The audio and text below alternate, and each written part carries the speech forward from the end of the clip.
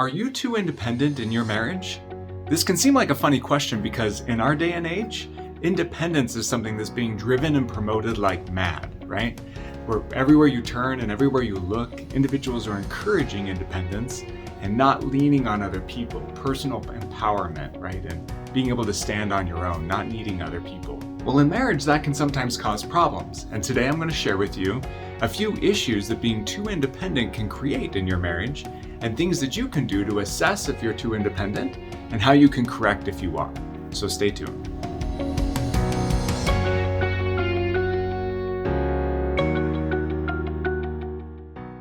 All right, are you too independent in your marriage? So I'm going to start with a story and then I'll kind of teach you a few principles from there.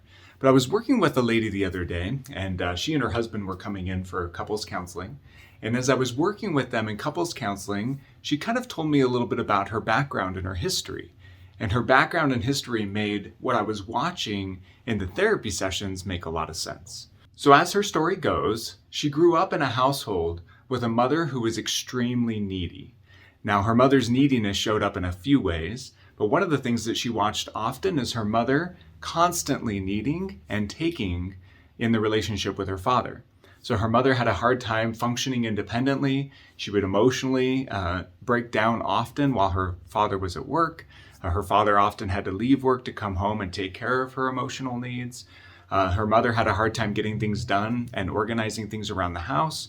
She leaned a lot on my client and my client's siblings to help take care of things around the house. That in general, this individual was quite needy. And there may have been a few other mental and emotional health and wellness things going on with this lady. But it left my client with a lot of experience growing up that caused her to feel like, I never want to depend on another person. I always want to be able to take care of myself. And what a great and positive quality that she would want to grow up and take care of herself and not create the difficulties that she watched with her father and that she experienced herself and with her siblings, with her mother, right? She really wanted to create a different atmosphere and not put people in positions where everyone else needed to take care of her constantly.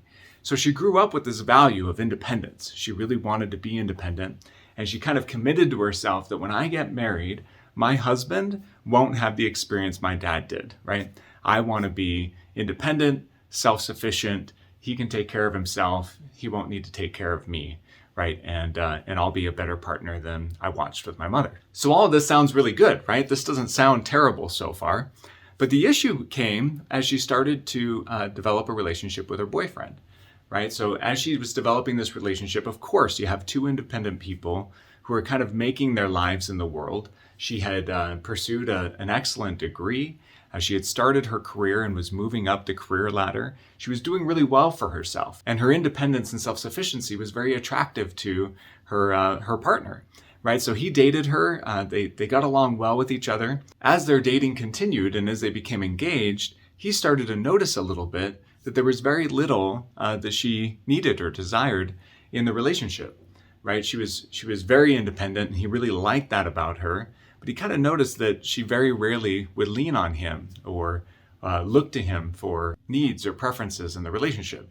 And it made him feel a little isolated. It made him feel a little unwanted at times. But their courtship continued. They loved each other. They ended up getting married. And it was about 2 years into their marriage that they came to see me. And they came in to see me because in their marriage, they were having a lot of difficulty with him feeling wanted or needed or desired in the relationship. And this lack of desire that he was feeling came from her desire to be independent. You see, she had never practiced having relational needs, desires, and preferences growing up, which means she didn't know how to need, desire, or communicate preferences with her husband. And if you know anything about our intimacy modules that we've put out in our Renew system for couples, that's a terrible thing, right? If she doesn't know how to need and desire in the relationship, there's a big part of intimacy that he's going to miss as her partner, right? And this was definitely playing out in their relationship. So here they are working with me, and the issue is she's a little too independent, which causes him to feel quite a bit of insecurity in the relationship and really causes problems with the depth in their connection. Now, I will say our desire then wasn't to make her more needy. We didn't want to make her needy like her mother in the relationship. And she was super hesitant to our therapeutic work in the beginning because she was so afraid that if she started to have needs in the relationship, that she would end up like her mother and end up with the relationship that her mother and father had. So we did quite a bit of reassuring to her in the beginning that our goal wasn't to make her super needy in the relationship.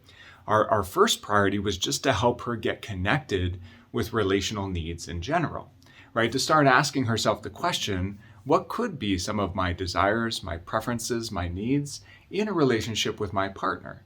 Because it is healthy for us to have some needs and some reliance on one another. It's what helps foster intimacy and vulnerability in the relationship that creates the foundation and the platform for connection, right? So we want her to have some needs, desires, preferences in the relationship. And in order for her to have some, we want her to learn a little bit about what those are for herself. What would those look like? Now, this was a strange question for her because, like I mentioned, she had never asked herself this question before. And so we spent several sessions exploring that, encouraging her to look into herself, to find things within herself that she could communicate to her husband and start to make room for those in the relationship. Now, that started slow. This is a very difficult process for her, but slowly she started to come up with some. It would be nice to have a little bit of physical nurture. She had never really had somebody at the end of the day that could rub her feet or could tickle her back or play with her hair or snuggle with her, right? These are things that she didn't really have from her mother growing up. And her father was always exhausted, and she'd never really practiced them in the relationship. So that was a good place to start. We started there. We also talked a little bit about division of responsibilities in the home, things that she could share with him, responsibilities she could share with him, that he could pick up and help out with, that as he became kind of a cooperative partner in the relationship, that it also relieved some of the load on her plate. We talked about different things that weigh on her emotionally as well, and had her kind of attuned to what are some of those things that she goes through her day and her week that really stress her out or creates emotional heaviness, and how we can communicate those and share those with her husband. So that's where we started. First was just getting in connection with her own needs first. And as we did that, those needs started to be able to have place in the relationship, right? She started to be able to share with him things that he could do to be responsive to her needs and her desires and her preferences. And as he did that, and as she did that, it increased the connection. She was practicing vulnerability in communication, and he was practicing responsiveness. And as two individuals do that with each other in the relationship, the connective power of their relationship has the ability to sink deeper and deeper, right? So this was really helpful. The other thing that this created is an opportunity for him to be needed by her, right? That as he fulfilled some of these things that were important to her and practiced being responsive to her, she found herself needing him more. And the more that he felt needed and desired in the relationship, the greater his heart was connected to her.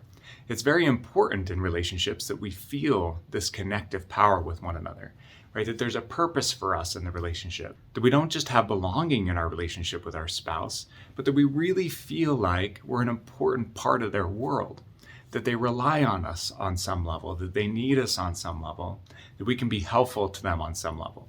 Again, I'm not talking codependence. That's a whole different issue, right? I'm talking about not being too independent. Because when we're too independent, there just isn't a lot of connective power in our relationship. We can end up being two individuals who are living parallel lives, sharing some space with one another, but not really sharing intimate, emotional, and physical connective space, right? And this is how couples can drift apart over time, that they just don't need each other or feel needed by each other much, and they end up anchoring into other things in their lives that kind of fulfill that void. So a couple of really important principles then pulling out of this couple's experience are these. The more connected you are to your needs, the more opportunity there is for your needs to be met in the relationship. And the more opportunity there is for your needs to be met in the relationship, the more connected and attached you will be to that relationship, because it fosters emotional and physical intimacy and vulnerability, which is key to that connective strength in your relationship. And then the more opportunity your spouse has to meet your needs in the relationship, the more likely your spouse will feel needed by you. This is because we typically desire and cherish the things that fulfill our needs, and we want your spouse to be the most important thing you are desiring and cherishing in your world, right? When two partners come together and desire and cherish each other in that way, their relational strength has the ability to surpass most. And we definitely want that for your relationship. So if you want to learn more about this topic, there's a few resources that I would turn you to. The first one is definitely our needs module. Now, if you haven't checked out the Renew System for Couples video courses, I'll put a link in the description so you can look at that.